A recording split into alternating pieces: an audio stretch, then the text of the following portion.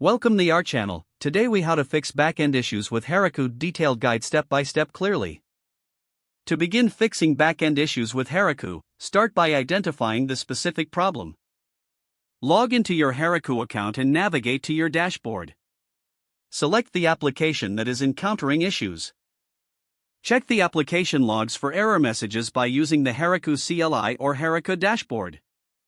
To access logs via the CLI, run the command Heroku logs tail.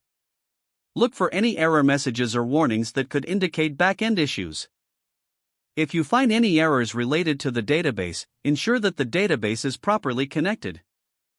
Verify your database configuration settings in the Heroku dashboard.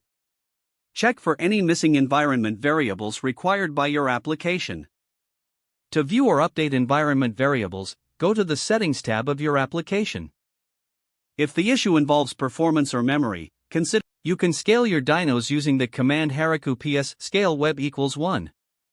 Monitor the performance of your application to see if the issues persist after scaling. If your application relies on third-party services, verify that those services are operational.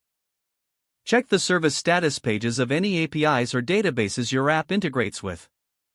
Review your application's code for any potential bugs or inefficient queries. Consider running tests in your local environment to replicate the issue. If you identify a bug, fix it in your code and deploy the changes to Heroku. Use the command git push Heroku main to deploy your changes. After deploying, monitor the application logs again for any new errors. If problems continue, utilize Heroku's support channels if you're unable to resolve the issue yourself. Regularly back up your database to prevent data loss during troubleshooting. Implement logging in your application to help trace issues in the future. If the page does not load, refresh the browser or try again in a private or incognito window. Make sure you are using the correct email address, then retype it carefully to avoid small typos. If your password is not accepted, use the reset option and create a new strong password you can remember.